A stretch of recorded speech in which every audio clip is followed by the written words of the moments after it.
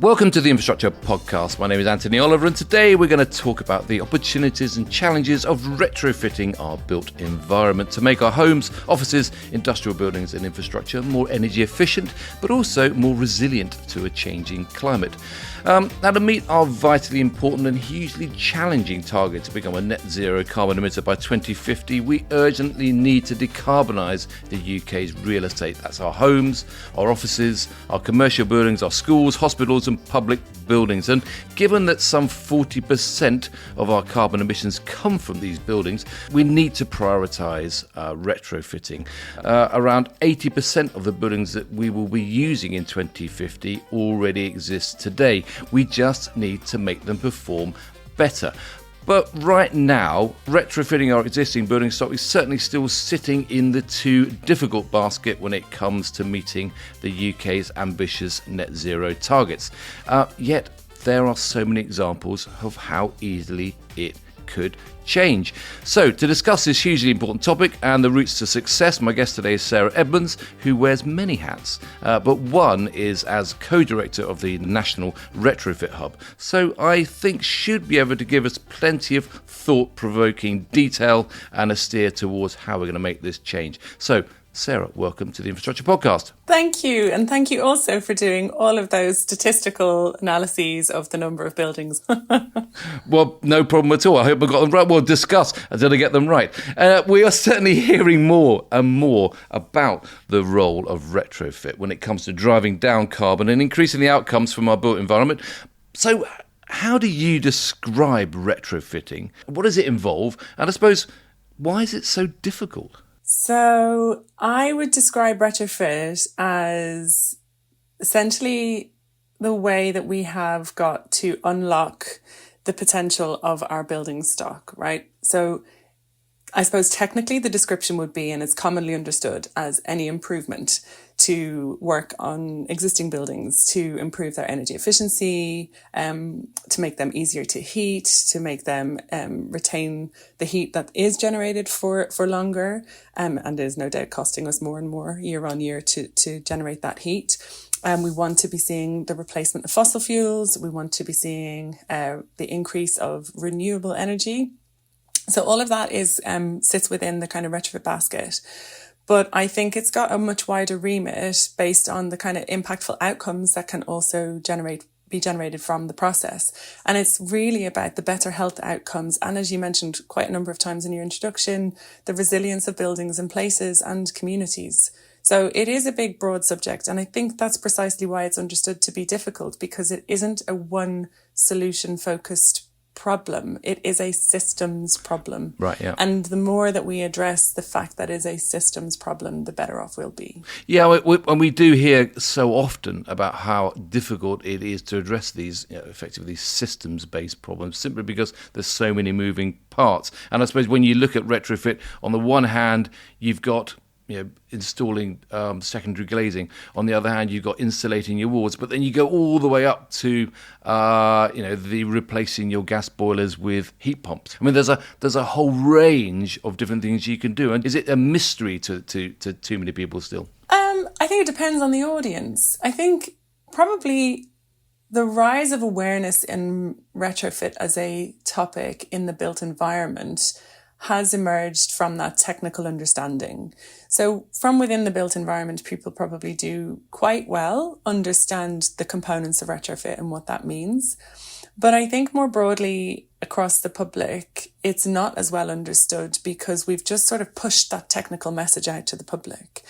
And that's not really particularly interesting or necessarily relevant in your day-to-day life.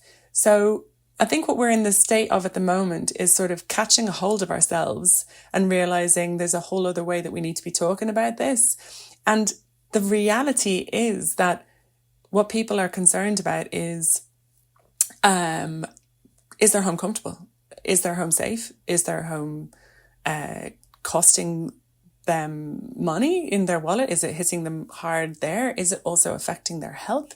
That's what people will respond to. That's what we respond to. It's the things that you want to do. And unfortunately, some of the problems that might emerge from the condition of your home or your buildings are kind of invisible problems. You don't necessarily connect them to what's causing those issues.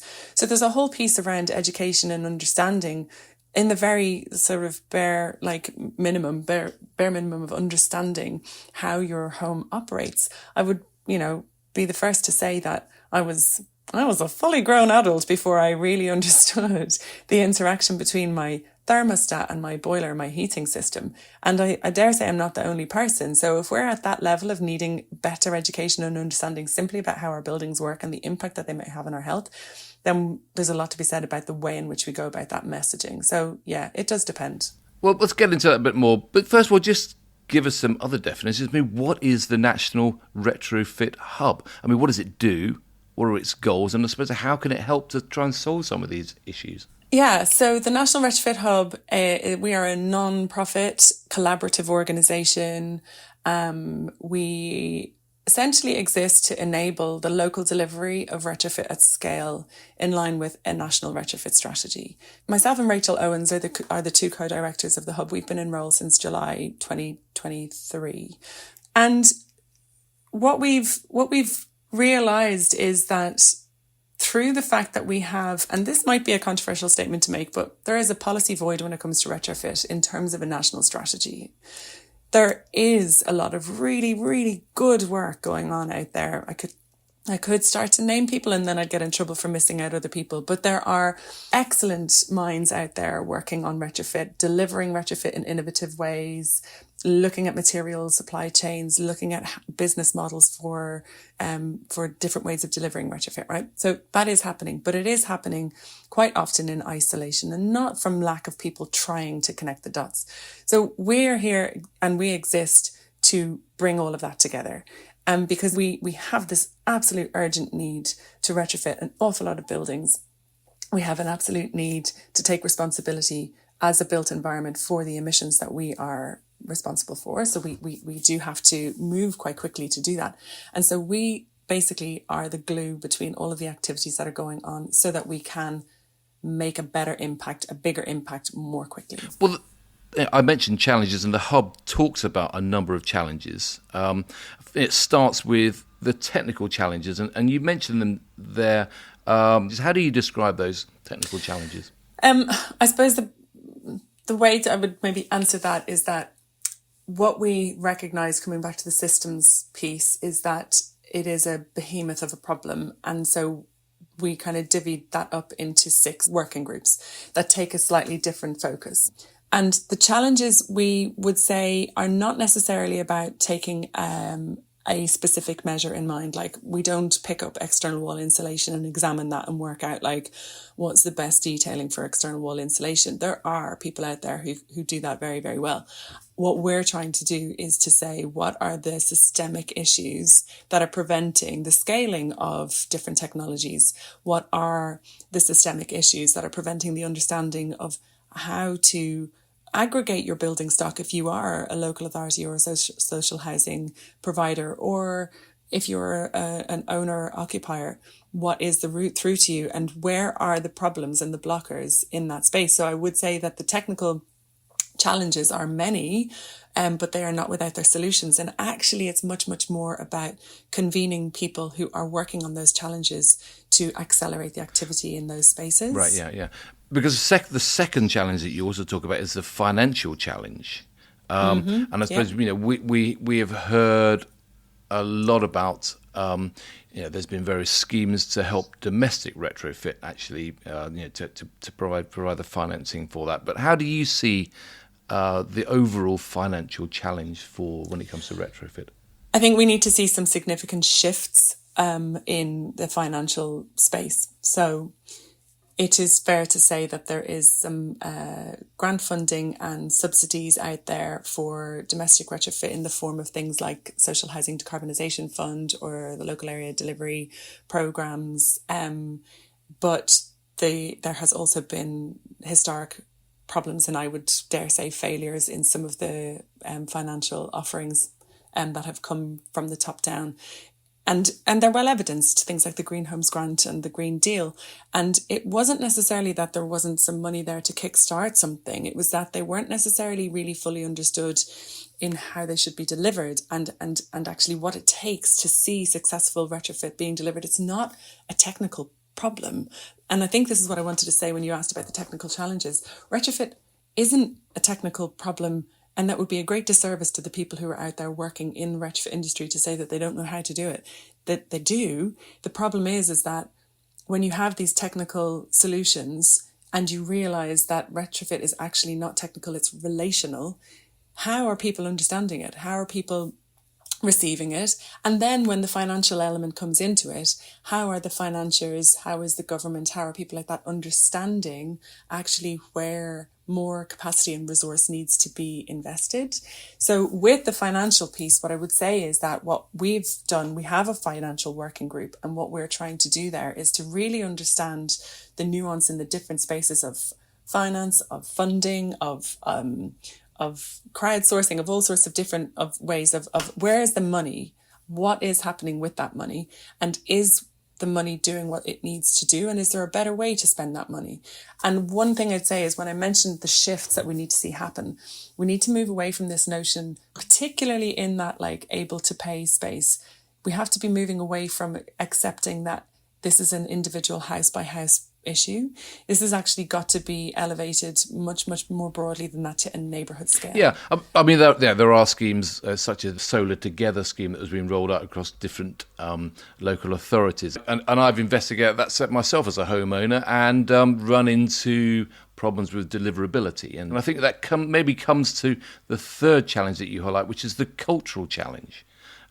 We're just not used to this way of investing in our property. Is that what it comes down to? Oh, but I love this question. This is my favourite place. Like, hang on till I just get comfortable. Honestly, but we do. We do. Like, who hasn't had a lovely afternoon wandering around B&Q on a weekend? Who doesn't think that they can take out the screwdriver and put up a shelf? Now, I'm not trying to minimize the problem or the technical issue here, but what I'm saying is that it comes back to what I mentioned earlier. We realized that retrofit was this really, really significant thing in the context of the emissions that we need to reduce, right? So suddenly you think, oh my goodness, we have to go straight away from this leaky housing stock that we've got to everything being passive house tomorrow. And that is an enormous challenge that does require significant technical expertise and a whole lot of money. But actually, that's not going to be the way that we do this, because we also don't have the carbon budgets to do those things. Retrofit can be done to a passive house standard, and there are beautiful examples of that, and we do need that, but we need a mix. We need a really, really big mix of solutions. And in terms of the cultural issue, actually, this is also touches on the technical and the financial issues as well. The cultural issue is more about how we socialise and normalise the ideas of looking at our buildings and our homes as places to thrive and places to care. And we need to really lean into that care and repair sense around our homes to recognise that our homes are there to be something that we get to care for, and in return, they will care for us. But that point you make around everyone loves a trip around B&Q just kind of comes down to this cultural issue that I see anyway, in that everybody treats their home as their own individual place that they stamp their own mark on. So the concept of doing the same retrofitting as your neighbour and everyone in your street is kind of a bit alien to us, because it's like we all want to do our own thing rather than have some kind of big neighbourhood scheme that comes down on us and is done to us. Oh, this is important. So yes, I actually think that when I talk about a neighbourhood scheme, and when we talk about neighbourhood schemes in the main with different people in our network, we're talking about the scale of intervention so that it is an investable program.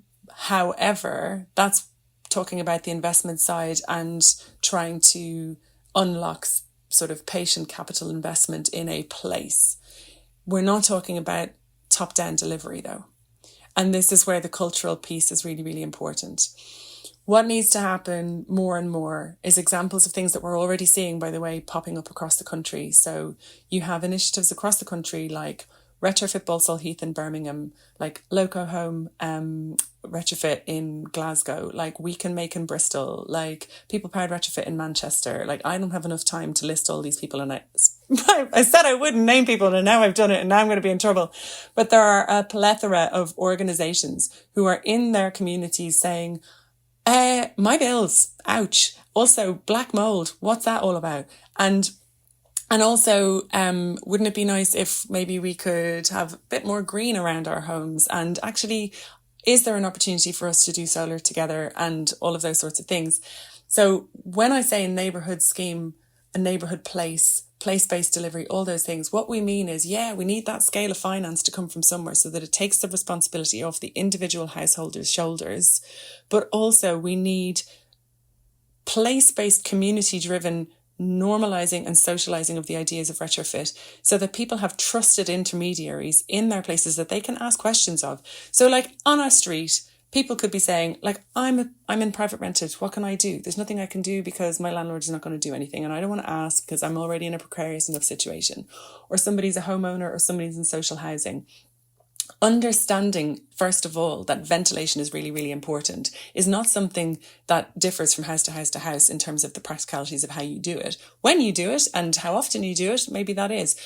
When we're talking about doing things like much more significant interventions like external wall insulation, then actually, it does make sense for that to happen on a street level because you get economies of scale. But people will do different things because we have this very complex tenure structure in this country. And so what we're not saying is that we certainly don't want to just see like a blanket applied top-down system, because also technically that doesn't work. And anybody who understands, what it is to live in any home, you will know that, hey, my house looks just like my neighbour's, but guess what? Mine has got single glazing, it's really cold. My neighbour's got double glazing and it's not so cold. They look identical, they don't perform the same. So you do need a level of nuance in how it's delivered, and you cannot do that unless you have communication and trust in your community. Yeah.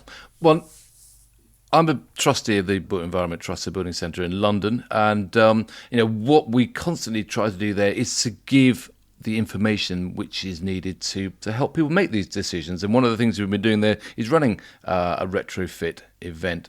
You were at the launch of the latest one, which is all about commercial building. Domestic we tackled in 2023. I mean, how do you see that kind of event, which is an exhibition? It's a series of events over 3 or 4 months. How is that helping to spread the word around retrofit and what's possible? These events are important, actually. And actually, I think they're more important than sometimes we give credence to. We're all really, really busy. So we're all really trying to just get the work done, but also there's always events and things going on. But there are events that are really important for coming together and discussing what's going on. And I think what's good about the Building Centre is that very much brings together a particular audience of industry, local authority, policy makers. It's that sort of approach, and groups, I suppose. I know we have different kind of, education groups coming through, and you might have community groups coming through as well, particularly off the back of Retrofit 23, which was looking at domestic retrofit and did feature a lot of the people that I mentioned early. Yeah. So they are important so that they become moments that you can talk about where we're at. So you can sort of say, we looked at retrofit in the domestic space, and people get inspired by what's happening. And you really need to unearth and surface what's happening in the retrofit space so that people can just get in and it becomes normalized and part of the conversation. So do you see that as getting that normalization amongst the technical community, or is the bigger prize getting that understanding amongst the public? Maybe the commercial building owners and operators? Yeah, actually, I think I think it is really important, and I'll talk about another event that the Building Centre hosted, which was Retrofit Reimagined, the London edition. So last year there were 6 national events under the banner of Retrofit Reimagined, which was fundamentally asking the question of what retrofit looks like when people in place are involved. And we won't get the scaling of retrofit delivery that we need without buy-in from people in place. And so that is something that I feel is significant. I can't underestimate and I can't stress how important it is for people to take the time to be able to listen to people's concerns about retrofit as much as to drive down like messaging on, you must do this and you must do that. You got to listen to people, and then you've got to find out, how does it resonate and how do you drive demand for something in a really risk managed and careful way that actually doesn't make people feel like a scheme is being done to them, but that they're being brought along. So I think it is really important. Because you're dealing with people's the places that people live, whether that's somewhere that they own, whether it's somewhere that they rent, but fundamentally it's about where they live. And so you've got to make sure that they are really bought into it, and it's not being done to them, it's being done with them. I mean, the 4-month programme currently at the Building Centre, it features a raft of information, including it's got 6 commercial retrofit cases, 6 cultural case studies. It's got 7 civic building retrofit cases. I mean, the range of examples there is huge. And is that maybe one of the big challenges that retrofit has, is that, it's highly case specific in terms of finding the right solution. A church has to be a different solution to an artist studio, or to a commercial building, or to a school. I mean, is that the problem? Yeah, not a problem. And and honestly, this might sound facetious, but like, every single built environment project is case specific. This is no different. And I really do think that we kind of sometimes set ourselves up for more problems than we really need to be facing. As if every built environment professional is looking around at each other right now going, oh my goodness, because everything else is just so homogenous and easy, and retrofit comes in and has to make it so complex. It's not. It is no different. It's a lack of imagination, I think, really, on our behalves, if we're saying, oh, but retrofit is so much more difficult than than any other construction project. It isn't. It is about being quality managed. And actually, one of the buildings that you are showcasing at the Building Centre at Retrofit 24 is the Entopia building in Cambridge. And I know the contractors in that project took they just really, really focused on their QA procedures. They're like, this is just the same as any other project, but we are focusing on our QA procedures. So quality, making sure that the quality is there. And there are ways and processes to ensure that you are getting that quality. And it is about taking the life of the building approach. That's what's important. Yeah.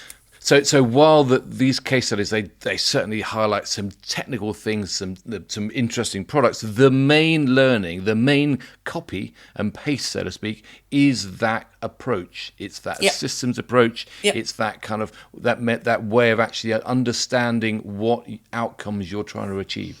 It is. And so we often get brought into conversations around, oh, but what should be the standard? What should be the standard for retrofit? And actually it would be, again, a real lack of care if we set a specific target standard, because what you can do is you need to take an approach and work out, in this given context of grid capacity, finance available, appropriateness to the type of building it is there heritage constraints, are there other things? It's a checklist of what's going to work in this place and what is the best that we can do without risking the health of the occupants and the health of the building itself, and what learning is available through that. And the more that we are willing to be open source and share those sorts of approaches, the better that we will be at coming up with that range of solutions. Right, yeah. So let's talk about you for a moment. You trained as an architect. You had a blossoming career with BDP. What led you from commercial corporate world to become a champion and advocate for decarbonising the UK's building stock? Well, I left BDP because I needed to be able to actually get a work-life balance right. So it's not to criticise BDP per se. I loved my time, particularly working in the London studio, because I worked in Belfast and Sheffield as well. But in the London studio, I got to work on existing buildings because I was in the heritage team there. And that was quite something, to be able to work on projects like Somerset House and things like that in London. So that's great. And my history was a lot in existing buildings because I studied in Edinburgh, a very historic city. I studied in Dublin, another very historic city. But big practice architecture has got a lot of catching up to do when it comes to a work-life balance. And that's a well-evidenced situation as well. So I needed to look after my tiny family at the time, and I set up on my own. And I found working on my own very rewarding, but also really, really difficult because I felt alone. I felt like I didn't know how I could affect change because I was becoming really, really aware of climate and the responsibility of the built environment being responsible for 40% of the emissions, the global emissions coming from the construction industry. And what can I do as an individual? So I needed to find a way to get some support to be able to affect some change. So I joined the Architects Climate Action Network, and I spent 3 years with ACAN. I was a coordinator, I was steering group coordinator, and it wholesale changed my life. And it just made me realize that if you feel at loss as an individual, stop being an individual.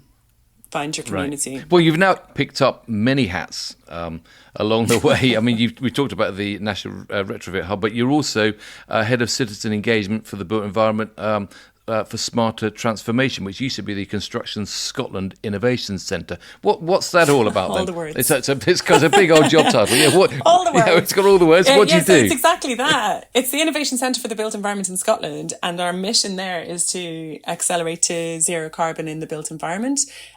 So we're based physically outside of Glasgow, in Hamilton, and we are really pushing forward on areas of methods of modern construction, sustainability, retrofit and digital skills. Huge leaning in on skills, but also my role there, as you mentioned, is head of citizen engagement. And that is kind of coming back to those cultural questions that you talked about, like bridging the gap between the built environment and basically what does any of this mean to anyone anyway.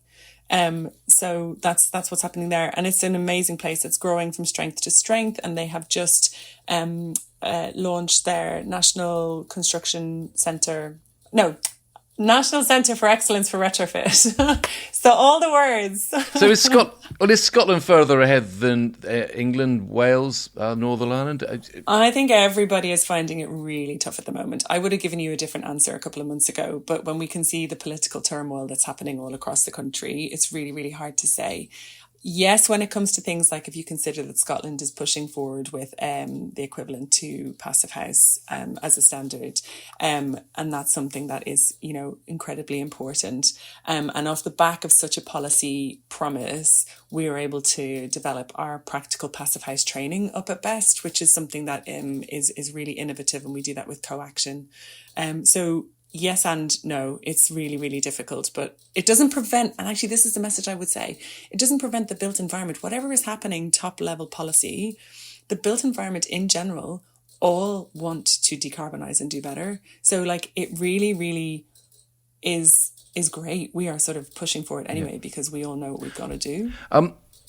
You've got so many different things plates that you're spinning, hats that you're wearing. What do you get up to when you're not being a retrofit champion? And how do you decompress from this hectic world? I play retrofit bingo. I read books on retrofit. I bore my friends with retrofit. I am completely obsessed. But I also do. I don't know. Yeah, I am really, really happy when I'm doing kind of art and being outdoors and being told, how I could be doing things better by my 2 young daughters. Right. But we're big into music and just being around friends. So whatever I can to just sort of be around my people and learn more. I don't know. I sort of feel like my work is my life, and that's not a bad thing because it means that it's a fantastic thing to have. It's great to live that way, and that you are doing, you're living your life's mission. I suppose that's the thing. Look, I'm a deeply climate concerned citizen, I would say as well, right? And I think it's really important for us not to look away from that. And I think it's important to find the joy in that, because it can be really, really overwhelming. And the way that you find the joy in that is to find ways in which it, like, find the common ground. Just find the common ground with people. And it doesn't have to be about preaching, and it doesn't have to be, I mean, my daughter came home yesterday from school saying she'd just drawn a picture of a sustainable house, and she couldn't wait to draw it for me because wasn't that like your work, mummy? Yeah. And I'm like, yeah, great. Well, it's interesting. Just, you know, right now, of course, we're just heading towards a general election, and we're listening to the potential leaders talking about the importance of tackling climate change and mentioning their, you know, it's all about making sure they're reacting to what their children's going to need, etc. What would you say, therefore, are the real challenges?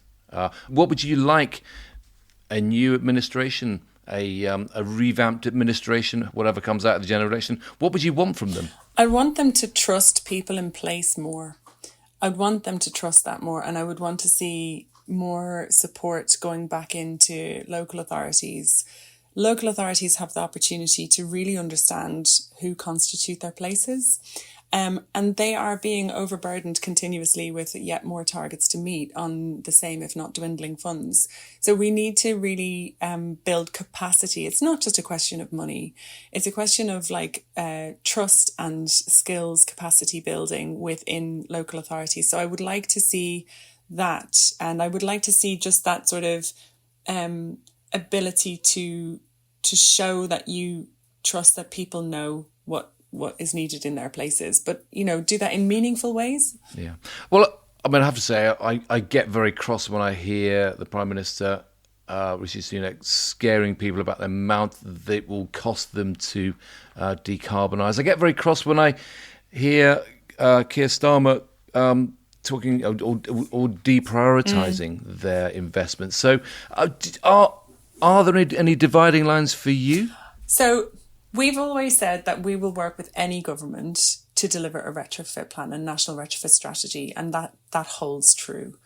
I think that my caution to any administrative leader would be, you talk about the cost of doing a thing, and it is going to significantly be far outweighed by the cost of not doing a thing, because the science is there and it tells us. And not only that, we're seeing it happen now. We're seeing the impacts of climate change in our neighbourhoods, in our communities, people dying, excess heat deaths, excess cold deaths.